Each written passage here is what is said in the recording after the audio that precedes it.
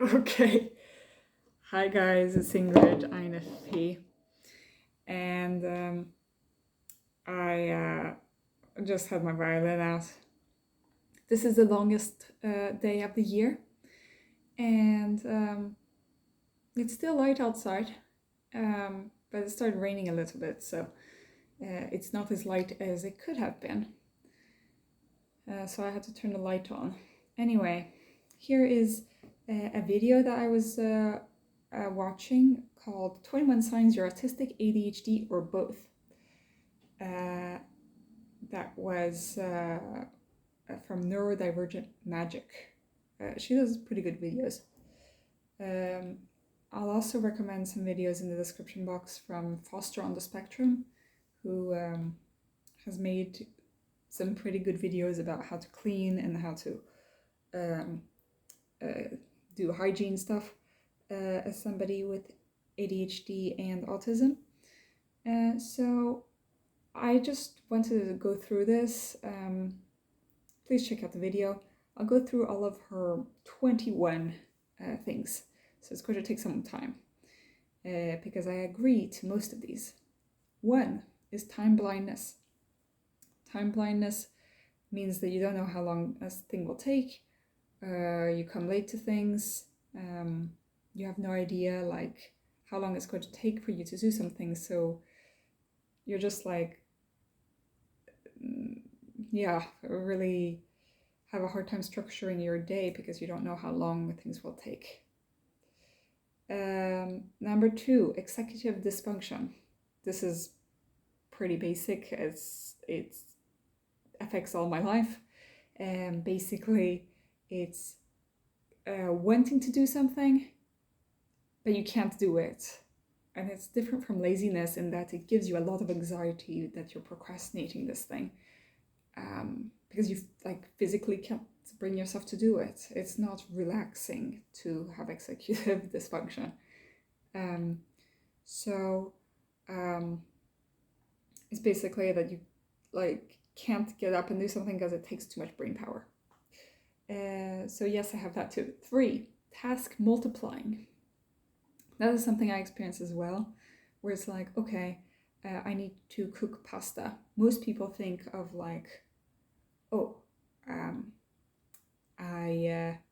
I will put the water to boil, put the pasta in, and wait for it to cook. After a few minutes, then I will strain it, and the pasta will be cooked. For me, it's like I'll see, I'll be there, and then I'll be in the dishes doing. I'll have the pot and the dishes, and then I'm like, okay, well then I have to wash the dishes in order to clean the pot, and then I see that in order to do the dishes, I have to clean up all of the dishes that are on the side, and then in order to do that, well, I need to also clean this. So the tasks start multiplying just because you're doing one task. So that's 3. Number 4, inconsistent sleep needs. Sometimes you sleep tons, sometimes you don't sleep at all. Can be depression that also gives this kind of problem, or anxiety. But I do relate to this. A lot of ADHD people especially have a delayed sleep schedule where they can only go to sleep at 2 in the morning. And it's not like they have less hours of sleep. If they were allowed to sleep until lunch, then they would, but that's not how it works. So that's number 4. Number 5 is emotional dysregulation, and that means that you have a hard time taking care of your emotions, and you have really extreme emotions. This can also be borderline personality or being a highly sensitive person. So yeah, I have that. So that's number 5. Number 6 is special interest hyperfixations. Well, I'm not sure that I have this, but you could say that MBTI is one of my special interests or hyperfixation. I'm really obsessed with this. I'll go research everything about it. I also research everything about the things that I'm interested in, like fandoms. I really go deep into it. I don't like just do things surface level and when it's stuff that I know that I like. And like I'll research for a long time. And number 7, missing the obvious. And that is something that I kind of do at sometimes. And it's not that bad for me, but I can see why somebody with autism would have a hard time with this, because you're like, so you have a difficulty figuring out there's so much information always, and then you have to focus on like the most obvious, and a lot of the times the most obvious is actually social cues that are difficult for people with autism to navigate. So yeah, sometimes a lot of people just like, SJs, they'll notice something and they'll think that everybody understands what it means, but I don't see it always. But that might be being an intuitive. I don't know. 8, sensory sensitivities. Yes, I do have this. There are certain foods that I don't like the texture of them. I don't like certain types of clothes. This dress is kind of uncomfortable, but I do like these little flap thingies, so that kind of counteracts the fact. I like the fabric as well, but it is a little bit tight on their arms. I like different feelings, different touch. My violin feels nice because it's smooth and stuff, but if I'm using somebody else's violin, it would feel weird. I think that a lot of people feel this way, but when it comes to me, I have a lot of different things that I have a hard time doing because of this. Also loud sounds and stuff. I just bought some new headphones that can block sounds pretty well. 9, rejection sensitivity. That is also something I relate to. RSD, rejection sensitivity disorder, is something that is common in people with ADHD. It's an autism, but it's basically that you are really sensitive to people rejecting you or a perception that they're rejecting you. So criticism is difficult, and people telling you, like them leaving for a while is difficult. Abandonment issues. Thing is, people with ADHD often have been mistreated as they grew up, or told that they were bad in some way, and because of their difficulties, and that's kind of something that triggers this rejection sensitivity. But yeah, so I relate to that too. At the moment, I've been relating to 8 out of 9 of these, so pretty scary. 10, auditory processing disorder. I relate to this one. That's why I have a hard time listening to hearing lyrics in songs. I'm just like, most songs I like are because I like the beats, or the actual, often the chorus has better, like, clear lyrics, but sometimes not.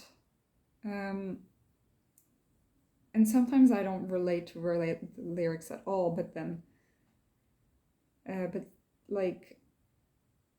like when lyrics are things that I can relate to, but I need to have the subtitles on, or I need to have the lyrics written down so that I can follow along with it. And same thing with videos. I put on the closed captions, and even though they are often wrong, I'd rather have them than not at all. So I like, because sometimes I don't understand what people are saying, and sometimes even if I understand what they're saying, it takes me a while to catch up, and then I'm not following the thing, and so I have to rewind. Well, if I'm reading the captions and seeing the person talk at the same time, then it comes into my brain better. Another thing is also when people give me instructions, I have a hard time remembering like what they have exactly said. Even if they're saying things while I'm doing the thing, I can't deal with it. So that's auditory processing disorder. It's not a problem with the hearing, it's a problem with the processing what you have heard. 11, meltdowns and shutdowns. Well, that's the thing, is that I've sometimes qualified these as panic attacks, but sometimes it's not a panic attack. Sometimes it's just me crying, you know? And so I think that would qualify as a meltdown or of a sort. Shutdown is when you can't deal with anything anymore and you're just sitting there. I do less of that. I'm not saying this just sitting there, but it's basically you can't process anymore. It has happened at times. Usually this is the beginning of an anxiety attack, when I pretty much like I can't speak, and then I go into a full panic mode. But it's kind of like a warning sign for me. So I'm not sure if I have this one, but yeah. Anyway, let's go to number 12. 12 is eye contact. I have trouble with eye contact. I've told you guys before. When I speak to my patients, I try to have some kind of eye contact, but often it just distracts me. I often look at the screen or I look down. I see in my videos that I have a hard time with eye contact, but because my gaze is just going all around all the time. Thing is, eye contact is not exactly the same as camera. So maybe I do more eye contact, and I don't know if I do more or less in person than on my videos, but I have a trouble with that. So 13, rich internal world. I think that every INFP could say that, so yes, I have a rich internal world. That's pretty clear. Thing is, a lot of people with autism, ADHD, or INFPs are more likely to like place importance on this rich internal world than on the outside world. So yeah. 14, narrow range of stimulation. So you can't be overstimulated, but not understimulated either.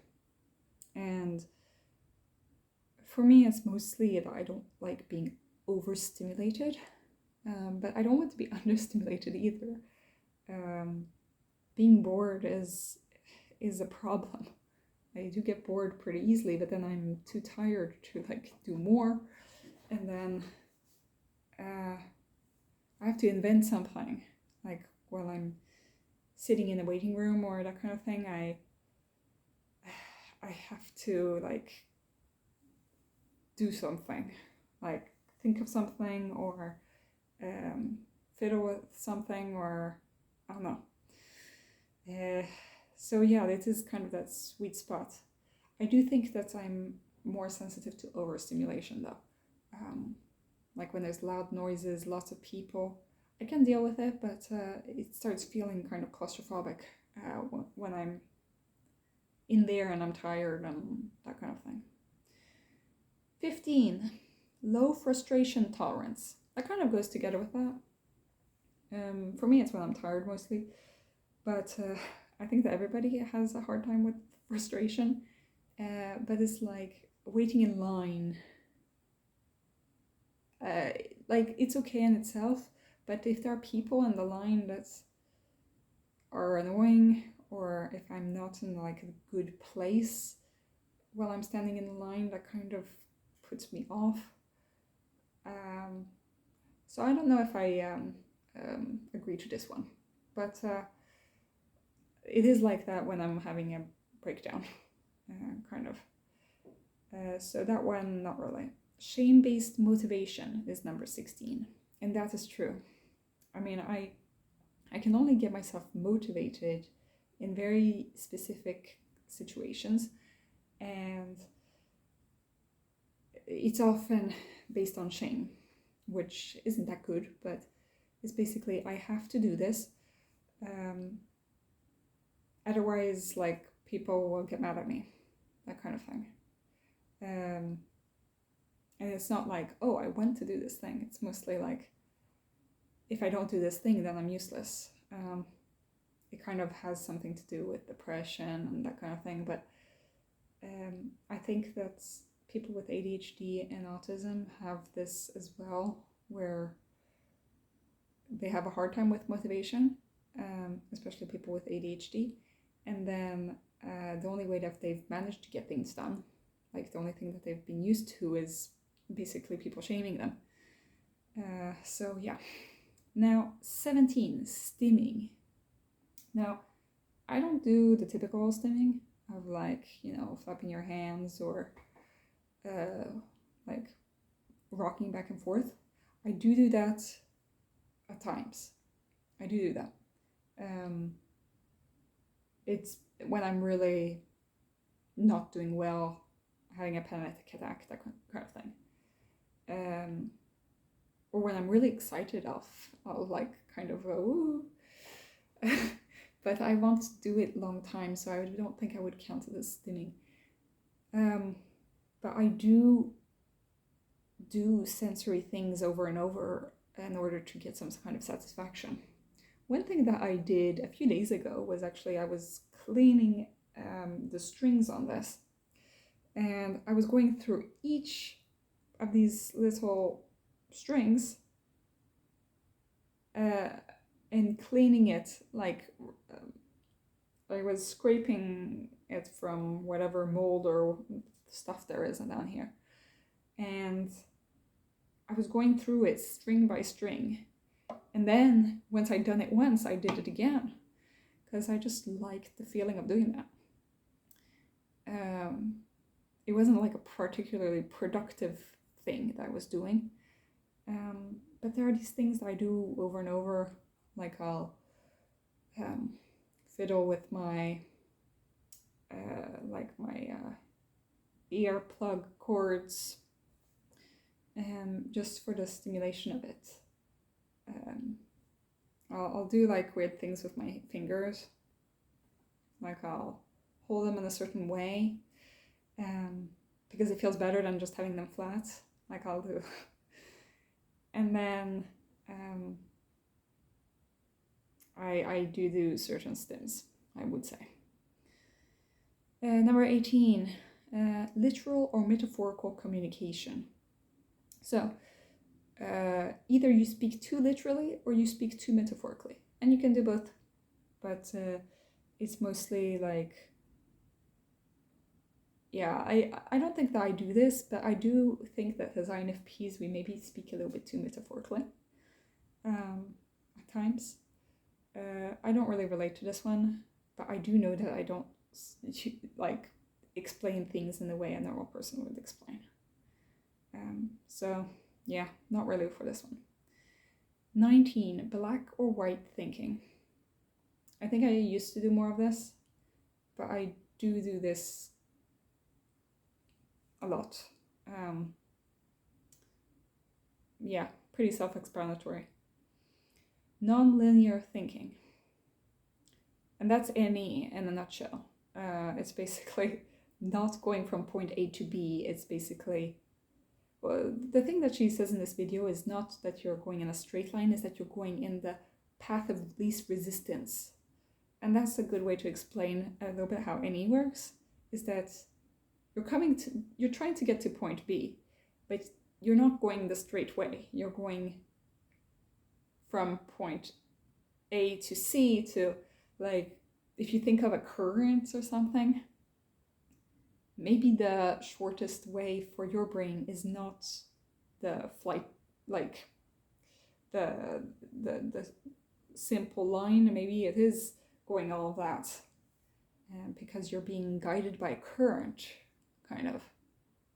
And if you were just to swim that short direction, then you would actually be going slower because you might be going against the current. So that's, yes, I do non-linear thinking. I think a lot of INFPs do.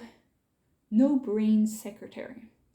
Now that is pretty interesting, because it's basically, you have to imagine like your brain having a secretary that like stops certain things from coming in, certain people coming to your desk because you're a very important CEO, you know. You're an important CEO at a company, and so you have a secretary who decides who gets to meet you or not. I have this at my job, so I can imagine this pretty well. A lot of people went to go and see their doctor, and they just went to barge in, you know, and ask them about all their problems without paying a fee, you know. And so there are some secretaries at the reception desk who say like, no, you can't see the doctor at this time. You'll need to wait until you book time, or that kind of thing. And so let's imagine that we have a secretary in our brain that decides what kind of information comes in or not. And so for people with ADHD, especially, or autism, it's unfiltered. All the stuff is coming in unfiltered, and now they're at the same level of importance because they're just different demands that come on.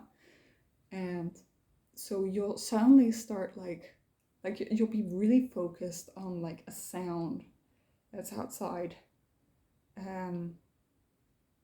Most people can just filter that out through their brain secretary, but if you don't have a brain secretary, that like all the stuff will just come in. So I think I have that. I think I have a secretary in there, but like sometimes she gets distracted. I'm being sexist by calling it a she, but I'm assuming that my brain secretary is the same gender as me. Okay. So out of 21 things, I relate to most of them except for one. So literal metaphorical communication, not really. Not really on the low frustration tolerance, not really in the meltdowns and shutdowns, not really on the missing the obvious, and not really on the special interests.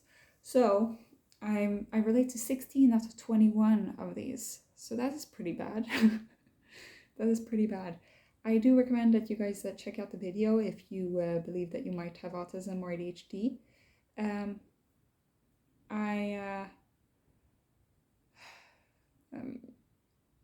This thing is giving me like constant identity crisis, but I think that is kind of good because I'm getting to learn myself.